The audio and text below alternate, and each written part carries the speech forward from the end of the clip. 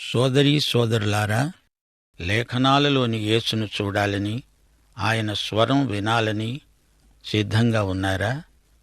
రండి, ప్రార్థన చేసుకుందాం. పరిశుద్ధ తండ్రి, నీకు మా హృదయపూర్వకమైన కృతజ్ఞతలు. వాక్యమే సత్యము. మీ సత్యముతో మమ్ములను ప్రతిష్ఠ చేయుమని, వాక్యమందలి నిత్యజీవము మాకు అనుభవైక వేద్యమగునట్లు వాక్యధ్యానమందు మమ్ములను నడిపించుమని, రోగగ్రస్తులను బాగుచేసి కుటుంబ సమస్యల్లో బాధితులైన వారికి విడుదల ప్రసాదించుమని ప్రభు యేసుక్రీస్తు నామమున ప్రార్థిస్తున్నాము తండ్రి. ఆమేన్. సోదరీ సోదరులారా, ఈ రోజున మనం ఆదికాండం 8వ అధ్యాయం చదువుకోబోతున్నాం. వినండి. ఈ అధ్యాయంలో జలప్రళయం ఉపశమించింది, వర్షాలు వెలిశాయి. దేవుడు నోవహును అతనితో కూడా ఓడలో ఉన్న సమస్త జంతువులను, సమస్త పశువులను జ్ఞాపకము చేసుకున్నాడు. దేవుడు భూమి మీద వాయువు బలముగా వీచేటట్లు చేయటం వలన నీరు తగ్గిపోయింది. అగాధ జలముల ఓటలు, ఆకాశపు తూములు మూయబడినవి. ఆకాశము నుండి కురుస్తున్న ప్రచండ వర్షం నిలిచిపోయింది. అప్పుడు నీరు భూమి మీద నుండి క్రమక్రమముగా తీసిపోతూ ఉంది. 150 రోజులైన తరువాత నీరు తగ్గిపోగా 7వ నెల 17వ రోజున ఓడ అరారతు కొండపైన నిలిచింది. జలప్రళయం ఎలా మొదలైందో, ఎంత ఉద్ధృతమైందో ఇంతకు ముందు మనం విన్నాం. ఇప్పుడు ఆ ప్రళయం తీవ్రత తగ్గిపోయింది. దేవుడైతే నోవహును మరచిపోలేదు. ఎంత చక్కని మాట! దేవుడు నోవహును జ్ఞాపకముంచుకున్నాడు. అప్పుడు దేవుని ఆజ్ఞ చొప్పున బలమైన గాలి వీచింది. నీటి మట్టం తగ్గింది. 1 రోజులో తగ్గలేదు. 150 రోజులు సంతత ధారగా కురిసిన వర్షం. ఆ నీరు తగ్గడానికి 261 రోజులు పట్టింది. దీన్ని బట్టి మనకు ఏమి బోధపడుతోంది?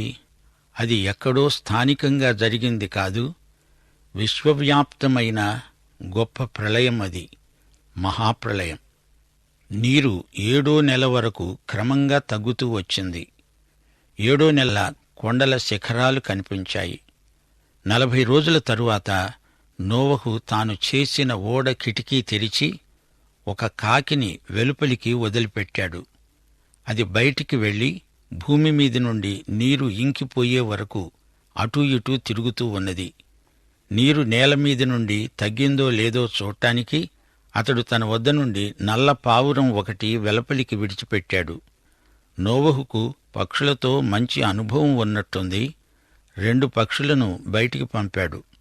మొదట కాకిని, తరువాత పావురమును విడిచిపెట్టాడు. 9 నుండి 12వ వచనం వరకు.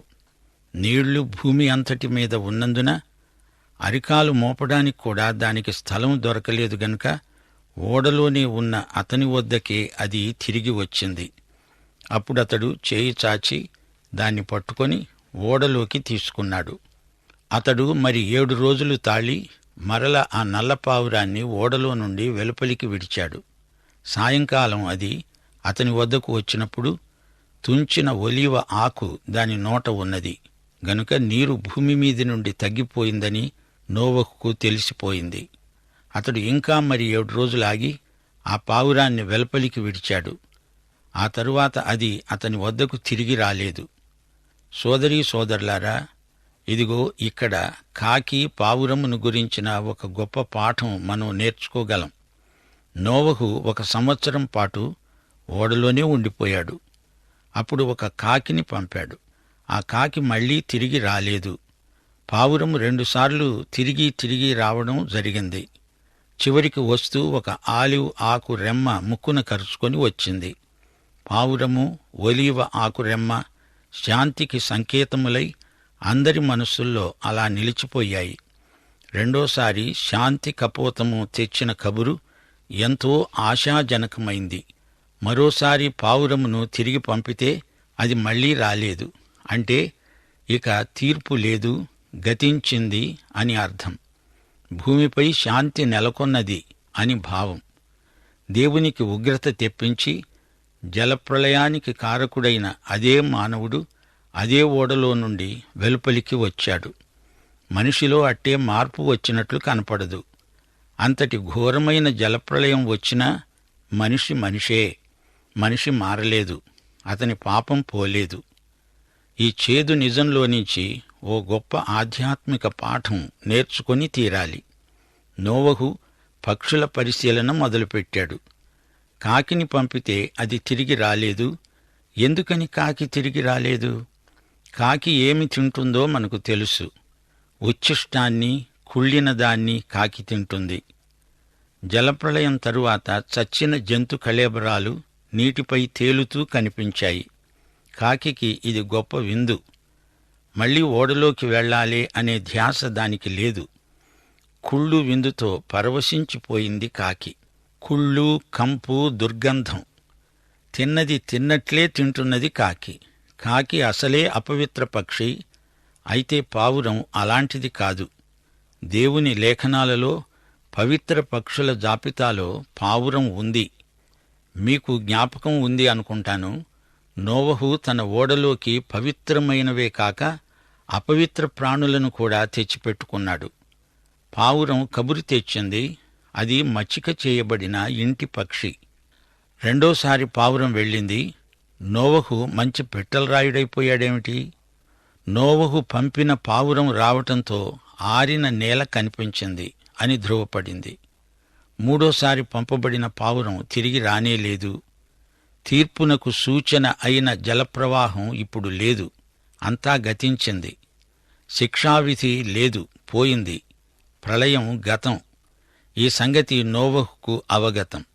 గమనించండి, బైబిలు సత్యాలు ఎన్నో ఆదికాండంలో అంకుర రూపంలో ఉన్నాయి. విశ్వాసిలో 2 స్వభావాలు ఉన్నాయి. పాత కొత్త స్వభావాలు 2 విశ్వాసిలో ఉన్నాయి. 2 కొరింథీ 5:17 ఇదే సత్యాన్ని ప్రకటిస్తోంది.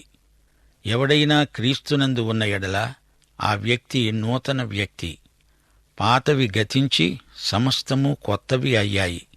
పవిత్రమైనవి, అపవిత్రమైనవి అన్నీ కలిసి ఓడలో ఉన్నాయి. అలాగే విశ్వాసిలో పాతది, కొత్తది ఈ 2 స్వభావాలు ఉన్నాయి. యోహాను సువార్త 3:6 యేసు ప్రభు అన్నాడు, శరీరం మూలముగా జన్మించినది శరీరం, ఆత్మ మూలముగా జన్మించినది ఆత్మ. రోమాపత్రిక 7:18 పౌలు అన్నాడు, నా శరీరమందు నాయందు మంచిది ఏదీ నివసించదని నేను ఎరుగుదును. మేలైనది చెయ్యాలి అనే కోరిక నాకు కలుగుతున్నది కాని దాన్ని చేయడం నాకు కలగటం లేదే. పౌలు మాటలో ఈ 2 స్వభావాల మధ్య ప్రవర్తిల్లుతున్న సంఘర్షణ వివరించబడింది. ఈ రోజున కూడా విశ్వాసిలో పాత కొత్త స్వభావాల మధ్య ప్రచ్ఛన్న యుద్ధం జరుగుతూనే ఉంది. తీర్పునకు గురి అయిన ఈ లోకంలోకి వెళ్ళింది కాకి. తనకు కావలసిన మురికి తిండి బోలెడంత దానికి దొరికింది. కుళ్ళిన చెత్త చెదారపు విందు కాకికి పసందు. ఏనుగ చచ్చి కుళ్ళి కంపు కొడుతోంది. కాకికి అది ఇష్టముష్టాన్నం. కాకి ఆ మూల నుండి ఈ మూలకు పలుసార్లు తిరిగింది. ఇది పాత స్వభావానికి సరైన సంకేతం. సోదరీ, సోదరా, నీ పాత స్వభావం కాకిలాంటిది. పాత స్వభావం ఈ లోకమందలి పదార్థాలను ఆశిస్తుంది. వాటిని కడుపారా మెక్కాలని చూస్తుంది. రాత్రిళ్ళు లౌకిక వినోదాలలో మునిగి తేలుతారు. ప్రార్థనకు, ఆలయానికి మటుకు వెళ్లరు. కుంటి సాకులు ఎన్నైనా చెప్పవచ్చు. ఎన్ని చెప్పినా అసలు రహస్యం నీలోని పాత స్వభావం. అంతే. అయినా నేను మాట అడుగుతాను, పాత స్వభావం నీకు సాకు ఎలా అవుతుంది? సరే, నోవహు వదిలిన పావురం తీర్పునకు గురైన లోకంలోకి వెళ్ళింది. కాని దానికి విశ్రాంతి చిక్కలేదు. దానికి తృప్తి కలగలేదు. తిరిగి ఓడలోకే వచ్చేసింది. లోకంలో విశ్వాసి పావురం లాంటివాడు. పాత కాకి లోకంలోకి వెళ్లి లోకపు మురికిని ఆశించింది. కాకి, పావురము ఈ రెండిటి దృక్పథాలే విభిన్నమైనవి. ఏది మంచి, ఏది చెడు, ఏది మేలు, ఏది కీడు ఏది సత్యం ఏది అసత్యం అనే మీమాంసలో ఇదమిత్తమని తేలక అది పరిస్థితులను బట్టి ఉంటుందిలే అని కొట్టిపారేస్తున్నారు నేటి వేదాంతులు. అసలు ఈ వేదాంతులకు ఏది చెడుగు అనిపించదు. మంచి మంచే, చెడుగు మంచే. ఇది వీరి తత్వజ్ఞానం. దేవుడు చెడుగు అని చెప్పింది చెడుగు, దేవుణ్ణి అడుగు. 1 యోహాను 2:15 దేవుడు చెప్పాడు, ఈ లోకమునైనా ఈ లోకములో ఉన్న వాటినైనా ప్రేమించకండి. ఎవడైనా లోకాన్ని ప్రేమిస్తే తండ్రి ప్రేమ వానిలో ఉండదు. లోకములో ఉన్నదంతా అనగా శరీరాశ, నేత్రాశ, జీవపు డంబము ఇవి తండ్రి వలన పుట్టినవి కావు. అవి లోక సంబంధమైనవే. సోదరుడా, సోదరి, తీర్పునకు లోనైన ఈ లోకంలో మనం జీవిస్తున్నాము. అయినా విశ్వాసులం మనం లోకంలో ఉన్న లోక సంబంధులము కాము. లోకమును అనగా అందలి పదార్థములను మనం వినియోగించుకోవచ్చు గాని దుర్వినియోగం చేయకూడదు. లోకాన్ని, అందలి విధానాలను, లౌకిక ప్రవృత్తిని మనం ప్రేమించరాదు. లోకములోని వారిని సంపాదించుకోవాలి. లోకమంతటికీ దేవుని వాక్యమును ప్రకటించాలి. మార్కు శుభవార్త 16:15 ప్రభువు ఆజ్ఞ, సర్వలోకమునకు వెళ్లి సర్వ సృష్టికి సువార్తను ప్రకటించండి. దేవుడు మనకు అప్పగించిన పనిని నమ్మకంగా చేయాలి. దేవుని వాక్యాన్ని సర్వత్రా ప్రకటించాలి, బోధించాలి, పంచిపెట్టాలి, వినిపించాలి. అదే మన విధ్యుక్తం, కర్తవ్యం. తాను ప్రవేశించిన ఈ లోకం ఎలాంటిదో పావురం గుర్తించింది. ఈ పాడులోకంలో పావురానికి విశ్రాంతి లేదు. దానికి ఓడలో ఉంటేనే హాయి, విశ్రాంతి. ఓడలో అంటే ఆ మాట మనకు క్రీస్తునందు అని ధ్వనిస్తోంది గదూ. సోదరుడా, సోదరి, నిన్ను వ్యక్తిగతంగా ఒక మాట అడగనియ్యి. నీవు ఎలాంటి పక్షివి? కాకివా, పావురానివా? నీవే దేవుని బిడ్డవైతే నీలో 2 స్వభావాలున్నాయి. ఏ స్వభావం నీలో నీ ద్వారా పనిచేస్తున్నది చెప్పు. దేవుని సంగతులంటే నీకు శ్రద్ధాసక్తులున్నాయా? లేకపోతే నీది పాత స్వభావం అని నీకు నీవే తీర్పు తీర్చుకుంటున్నావు. సాయంకాలమందు ఆ నల్ల పావురము నోవహు వద్దకు వచ్చినప్పుడు తుంచబడిన ఆలివ్ ఆకు దాని నోట ఉన్నది. ఈ శాంతి కపోతానికి స్వాగతం, సుస్వాగతం. 600 సంవత్సరం మొదటి నెల తొలి రోజే నీరు భూమి మీద నుండి ఇంకిపోయింది. నోవహు ఓడ కప్పు తీసి చూచినప్పుడు నేల ఆరి ఉన్నది. జలప్రళయం మొత్తం 371 రోజులు, అంటే 1 సంవత్సరానికి పైగా పట్టింది. ఈ జలప్రళయం సార్వత్రికమైనది. ఎక్కడో మారుమూలన జరిగిన వార్త కాదు, స్థానిక సమాచారము కాదు, సార్వజనీన వృత్తాంతం. నోవహు కాలంలోని జలప్రళయం మహాప్రళయం, దేవుని తీర్పు, ఉగ్రత. అది భయంకరమైన రోజు. ఈ మధ్య తవ్వకాలలో భూగర్భ శాస్త్రజ్ఞులు కనుగొన్న విశేషాలు జలప్రళయం ఒకప్పుడు వచ్చిందని, ఇవి నాటి అవశేషాలని రుజువు చేస్తున్నాయి. ఆ తరువాత ఏమి జరిగిందంటే, దేవుడు నోవహుతో అన్నాడు, ఇదిగో, నీవు, నీతో కూడా నీ భార్య, కుమారులు, నీ కోడండ్లు ఓడలో నుంచి బయటికి వచ్చేయండి. పక్షులు, పశువులు, సరీసృపములు, నీలో ఉన్న ప్రతి జంతువును వెంటబెట్టుకొని రా, వెలుపలికి వచ్చేసేయి. అవి భూమి మీద బహుగా విస్తరించి భూమి మీద ఫలించి అభివృద్ధి పొందాలి. అప్పుడు నోవహు, అతనితో కూడా అతని కుమారులు, అతని భార్య, అతని కోడండ్రు బయటికి వచ్చారు. ప్రతి జంతువు, పాకే ప్రతి కీటకము, ప్రతి పిట్ట, భూమి మీద సంచరించేవన్నీ వాటి వాటి జాతుల చొప్పున ఆ ఓడలో నుంచి బయటికి రావటం జరిగింది. 20వ వచనం. అప్పుడు నోవహు యెహోవాకు బలిపీఠం కట్టి పవిత్ర పశువులన్నిటిలో, పవిత్ర పక్షులన్నిటిలో కొన్ని తీసుకొని ఆ పీఠము మీద దహన బలి అర్పించాడు. శ్రోతలు, ఇప్పుడు మీకు అర్థమైందా? నోవహు తన ఓడలోకి పవిత్ర జంతువులను 7 జతలుగా, అపవిత్రమైన వాటిని 2 జతలుగా ఎందుకు తీసుకున్నాడో బోధపడింది గదూ. దహన బలుల్లో పవిత్రమైన వాటినే అర్పించాలి. నోవహు ఓడలో నుండి బయటికి వచ్చి రావటంతోటే చేసిన మొదటి పని ఇది. బలిపీఠం కట్టాడు. దానిపై దహన బలి అర్పించాడు. దహన బలి యేసుక్రీస్తు యొక్క అభివ్యక్తిని చూపుతుంది. దేవుని ఎదట అంగీకారయోగ్యమైన బలి యేసుక్రీస్తే అని ఆ దివ్యబలిని బట్టి దేవునికి స్తుతి అనే భావనను ఈ దహన బలులు వ్యక్తం చేస్తాయి. అదే వాటి ప్రయోజనం. ఆదాము చేసిన ఈ అర్థవంతమైన బలి సమర్పణకు దేవుడు ఎంతో సంతోషించాడు. అప్పుడు దేవుడు తన హృదయములో అనుకున్నాడు, ఇక మీదట నరులను బట్టి భూమిని మరల శపించను. ఎందుకనగా నరుల హృదయాలోచన వారి బాల్యము నుండి చెడ్డది. నేనిప్పుడు చేసిన ప్రకారముగా ఇంక సమస్త జీవులను సంహరించను. దేవుని హామీ ఎంతైనా నమ్మదగింది. దేవుని మాట అక్షరాల నిజం. యువతీ యువకులారా, మీ బాల్యం మొదలుకొని మీ తలంపులు ఊహలు మంచివి అంటారా? కానే కాదు. నేటి యువత ధోరణులు ఎలా విపరిణామం చెందుతున్నాయో చూస్తుంటే భయమేస్తుంది. మానవుని హృదయాలోచనలు ఊహలు ఎల్లప్పుడూ చెడ్డవే. అంతరంగ స్వభావం మారలేదు. అప్పుడెంతో ఇప్పుడు అంతే. ఎవరికి వారే దురాలోచనల్లో ప్రబుద్ధులు, పట్టభద్రులు. మానవుడి హృదయం చెడు తలంపులకు, అపోహలకు మూలస్థానం, ఉత్పత్తి కేంద్రం. భూమి నిలిచి ఉన్నంత వరకు ఎదకాలం, కోతకాలం, శీతోష్ణాలు, వేసవి శీతకాలాలు, రాత్రింబగళ్ళు ఉండక మానవు. అప్పుడే నోవహు చేసిన దహనబలి నుండి వచ్చిన ఇంపైన సువాసనకు యెహోవా ఆనందించాడు, దానిని ఆఘ్రాణించాడు.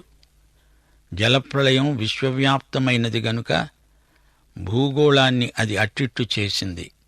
భూగోళం తన ఇరుసు మీద సరిగా కేంద్రమందు తిరగటం లేదు, కొంచెం పక్కకు ఒరిగి ఉంది. అప్పటి జలప్రళయ ప్రభావమేమో. భూమి తన చుట్టూ తానే ప్రదక్షిణం చేస్తోంది గదా.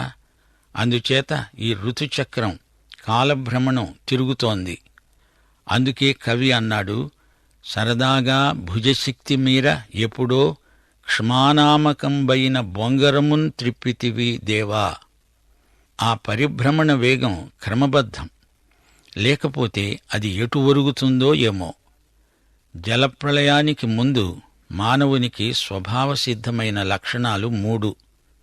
దేవునికి తిరుగుబాటు, ఎదురు తిరిగాడు, తిరగబడ్డాడు. 2. ప్రత్యక్ష ప్రభావం, దేవుడు మనిషిని తిరస్కరించాడు. నోవహు సాక్ష్యం పరిశీలించండి. 3. పశ్చాత్తాపరాహిత్యం, మనిషి తప్పిపోయి కూడా దేవుని దగ్గరికి రాకుండా బింకంతో బిగదీసుకుంటున్నాడు. దేవుడు అనుగ్రహించిన ఆశ్రయ సదుపాయాన్ని కాదు పొమ్మంటున్నాడు. 120 సంవత్సరాలు నోవహు బోధించినా ఒక్కడూ పశ్చాత్తప్తుడు అవటం లేదు. మనిషి తిరగబడి దేవుని ప్రత్యక్షాన్ని కాలరాచి పశ్చాత్తప్తుడు కాకుండా చేజేతులా తనను తాను నరకపాత్రుణ్ణి చేసుకుంటున్నాడు. నోవహు ఓడలో నుండి బయటికి వచ్చేశాడు.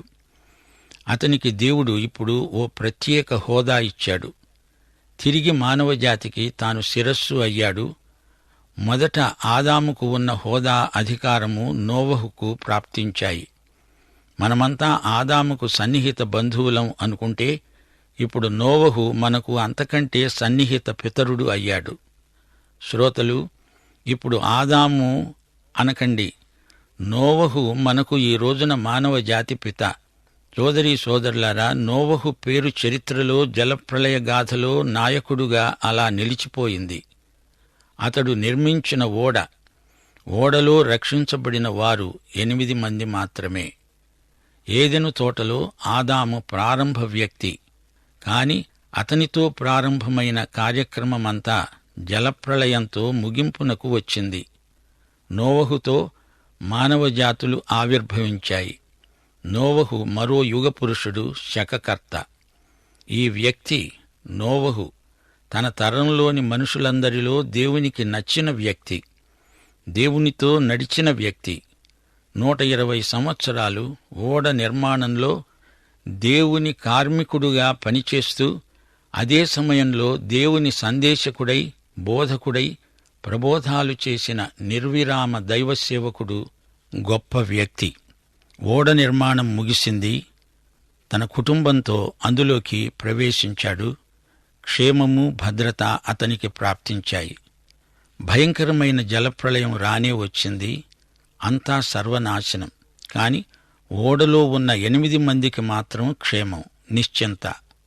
ఆదికాండంలో ప్రారంభాలున్నాయి. ఆదాముతో ఒక ఆరంభం, నోవహుతో రెండో ఆరంభం.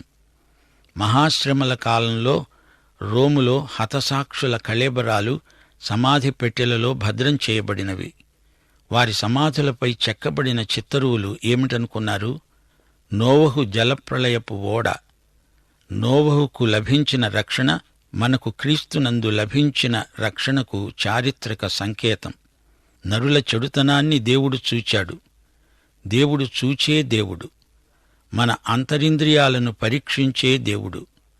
మత్తయి శుభవార్త 5వ అధ్యాయం 8వ వచనం, హృదయశుద్ధి గలవారు దేవుని చూడగలరు, అట్టివారే ధన్యులు అని యేసు ప్రభువు కొండమీది ప్రసంగంలో పలికాడు. మానవులు దాచిపెట్టుకున్నదంతా దేవుడు తేటగా చూడగలడు. చీకటిలో కూడా అంతా దేవుని కన్నులకు కనపడుతుంది. ఆదాము నిషిద్ధ ఫలం తింటుంటే దేవుడు చూడలేదా? యాకోబు వారిని వీరిని మోసం చేసినప్పుడు దేవుడు చూడలేదా? ఆకాను చౌర్యాన్ని దేవుడు చూడలేదా? దావీదు చేసిన చీకటి తప్పును దేవుడు చూడలేదా? తనను అప్పగించబోయే ఇస్కరియోతు యూదా అంతరంగాన్ని ఆయన చూడలేదా? ఒట్టు పెట్టుకొని యేసును నేను ఎరగనే ఎరగను అని బొంకిన పేతురు మనస్సును ఆయన చూడలేదా? అందాక ఎందుకు? మనం దేవుని మాట వెనక ఆయన ఆజ్ఞలను ఉల్లంఘిస్తే ఆయన చూడడా? ఆయన అంతా చూస్తాడు, అందరినీ చూస్తాడు. ప్రజల పాపభూయిష్టమైన బతుకులను ఆయన చూచాడు. హృదయశుద్ధి లేని వారు దేవుణ్ణి చూడలేరు గనుక దేవుడు తమను చూడటం లేదు అనుకుంటారు బుద్ధిహీనులు. దేవుడు లేడని అనుకుంటారు బుద్ధి లేనివారు. దేవుణ్ణి, ఆయన కట్టడలను మరచి ప్రజలు ఇష్టం వచ్చినట్లు బ్రతుకుతూ ఉంటే దేవుడు చూస్తూ ఉంటాడు గాని చూస్తూ ఊరుకోడు, చర్య తీసుకుంటాడు. అయితే జలప్రళయం వచ్చింది. ఈసారి జలప్రళయం కాదు, అగ్నిప్రళయం రాబోతోంది. నోవహు దేవుని దృష్టిలో కృపను పొందాడన్న మాటను మా శ్రోతలకు మరోసారి జ్ఞాపకం చేస్తాను. దేవుడు మనిషి పాపాన్నే కాదు, మనిషిలో ఏదైనా మంచి ఉంటే అది కూడా దేవుడు చూస్తాడు. 103వ కీర్తన 10వ వచనంలో దావీదు కవిరాజు గానం చేస్తూ అన్నాడు, దేవుడు మన పాపములను బట్టి మనకు ప్రతీకారము చేయలేదు, మన దోషములను బట్టి మనకు ప్రతిఫలమియ్యలేదు. చుట్టూరా పాపం పేరుకొని దట్టంగా ఆవరించి ఉన్న రోజుల్లో నోవహు దేవునితో నడిచాడంటే అది గొప్ప సంగతి. దేవుని మనిషి నోవహు. ఆ తరంలో దేవుని కృపను పుణికి పుచ్చుకున్న మనిషి నోవహు. దేవుని దీర్ఘశాంతం 120 సంవత్సరాలు ప్రవర్తిల్లింది. ప్రజలు తమ మార్గాలను మార్చుకుంటారని దేవుడు దీర్ఘశాంతం వహించాడు. విశ్వాసమును బట్టి హనోకు నిరీక్షణను సాధన చేశాడు. సోదరీ సోదరులారా, గమనించండి, గ్రహించండి. తిరస్కరించబడిన దేవుని ప్రేమ తీర్పుగా పరిణమిస్తుంది. నోవహు ఎలాంటి వ్యక్తి? అతడు దేవుణ్ణి విశ్వసించినవాడు నిజమే కాని అతడు విధేయుడు కూడా. దేవుడు నిర్ణయించిన మార్గమే అందరికీ. నోవహు ఓడను మించినది యేసు రక్షణ ఓడ, శిలువ ఓడ. ప్రార్థన చేసుకుందాం. దేవా తండ్రి, ఈ రోజున మేము నేర్చుకున్న అమూల్య పాఠాలు మా ఆత్మకు బలవర్ధకమైన ఆహారం, మా సర్వశరీరానికి ఆరోగ్యవర్ధకమైన పరమౌషధం. మమ్ములను క్రీస్తునందు ఆశీర్వదించుమని, మా ప్రతి అవసరము తీర్చుమని యేసుక్రీస్తు వారి పరిశుద్ధ నామమున ప్రార్థిస్తున్నాము తండ్రి. ఆమేన్.